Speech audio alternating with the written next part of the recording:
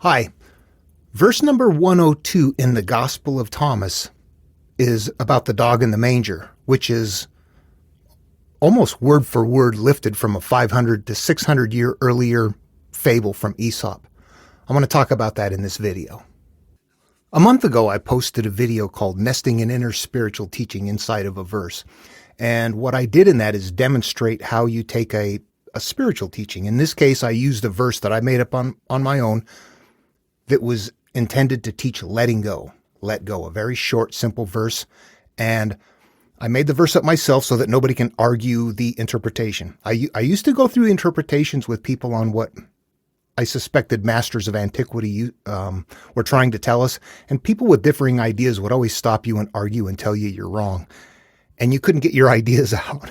And I finally learned, just make up your own verses. Then nobody has heard it before and they don't have an interpretation. They'll let you go with it. It's easier to teach that way. And that's what I did there.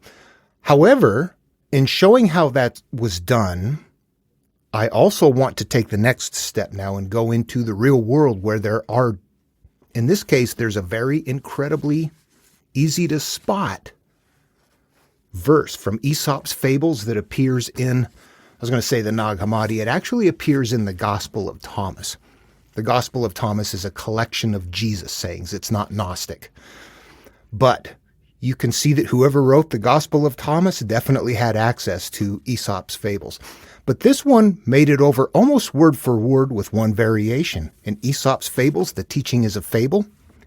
And in the Gospel of Thomas, the teaching is religious, spiritual. So in the original video, I demonstrated how you can observe up to 3 layers, a literal layer, a metaphoric layer looking outwards, and then finally that third inner looking layer where you make it about yourself.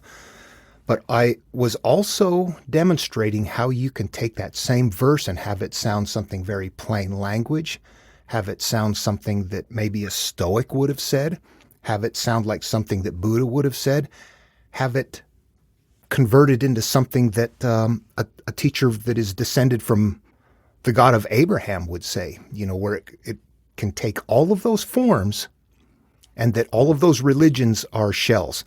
I'm going to show in this verse right here a real world example of how in that first video when I showed how you can convert it from a regular verse to a religious verse and still maintain the meaning.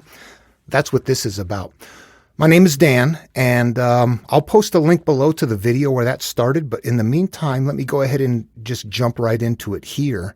What I'm going to do is just read from the Nag Hammadi library, the Gospel of Thomas. This is verse number 102. Jesus said, "Woe to the Pharisees, for they are like a dog sleeping in the manger of oxen. Neither does he eat, nor does he let the oxen eat."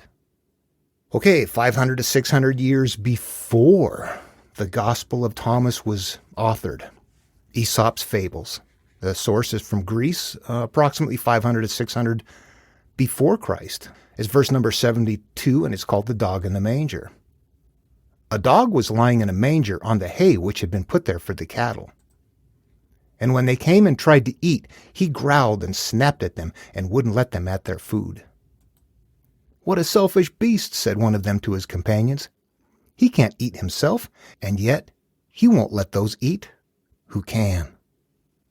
Okay, and I read those in reverse order chronologically, but I think most people are more familiar with the more recent Gospel of Thomas, so I just started with that one. You can see readily, though, if you look at both of them, the teaching is very simple. There's a dog guarding the hay, doesn't let the cattle eat, and the dog himself doesn't eat. That's the lesson right there.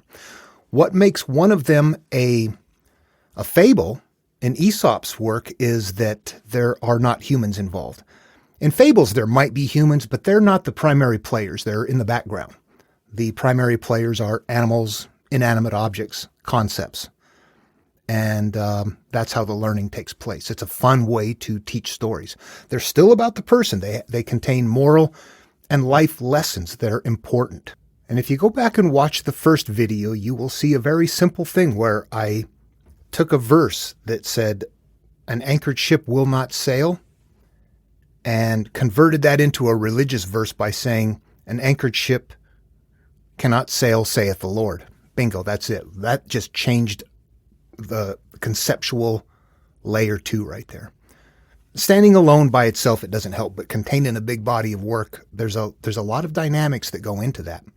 As a standalone verse, we can look at this, though, and say, what has happened that changed it from a fable to a religious verse? They took out the animal concepts and changed it with Pharisee. And they perhaps made it simpler to figure out by making sure that we understood that the dog and the Pharisee are relative to each other, that the Pharisee is like the dog. It isn't about a dog now, it's about the Pharisee. So we're adding in elements that help us take it to a different place. And in my interpretation of that verse, turning it inward using the process that I do, the Pharisees were the people at that time that were interpreting scripture for everybody. And the implication that I get out of the teaching from Jesus is that whoever was reading the Bible and teaching it, Pharisees, scribes, that they didn't know layer 3, that they didn't know there was something deeper nested in there. So they're telling everybody, here's how you prepare your animals to sacrifice. Here's how you pray. That's what they were teaching. Ultimately, in a big picture, what I see is that the teachings nested tell you to turn inward and heal yourself. But that's a difficult one, so it's layered in something that people like that hold on to comfortably, that says just turn it over to something outside of you. And I guess it depends on who you are and what's going to work. At any rate, if we take a look at that interpretation and say, okay, I can understand that perhaps from the teachings of a spiritual guru. But then if you go back and look at the fable and the dog and the Pharisee isn't there and the animals are, then you think, I wonder if it means the same thing. The words can adapt, and you can see the flexibility in it. I would still think that if there is a moral value to be gleaned out of Aesop's teaching, it would be that, somebody consuming. When you're consuming in the spiritual world, that means eating. In the physical world, you eat.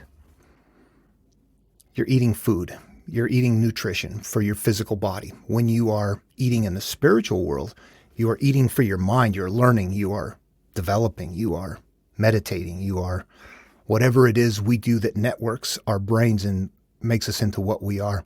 That is consumption. So if you're looking for knowledge and answers and you've got something you can eat, but something is there preventing you from getting to it, I don't know what that would have meant in 600 years, 500 years before this other writing came about. At any rate, I just wanted to point that out so you can see that, this is a real world thing. You can even see it. I don't have to just speculate it. We can go out and this is not a very hidden example. This one is very easy to see. A lot of the teachings are more obscure. They still continually do the same thing, but what begins to happen is that they begin to use different analogs. In this case, the dog and the hay are all analogs, meaning something else, eating something else, something preventing you from learning. And that continues predominantly throughout. We just don't see always correlations between one script and another. We can see karma in Buddhism, and we understand that concept, the law of reciprocity in Islam, or the measure you mete unto others will be likewise meted unto you, as said by Jesus. Those teachings are everywhere, constantly. They're just worded in different ways for a different people in a different time. And give me 1,000 more hours and I'll get all this out. Anyway, okay, that's all I wanted to say in this video. It's a short one, but it follows up with the other one on nesting a verse. It kind of goes with that, showing a real world example of how that actually looks. So anyway, all right, hope you enjoyed the video. I'll try to work on keeping them shorter. I'll see you in the next one.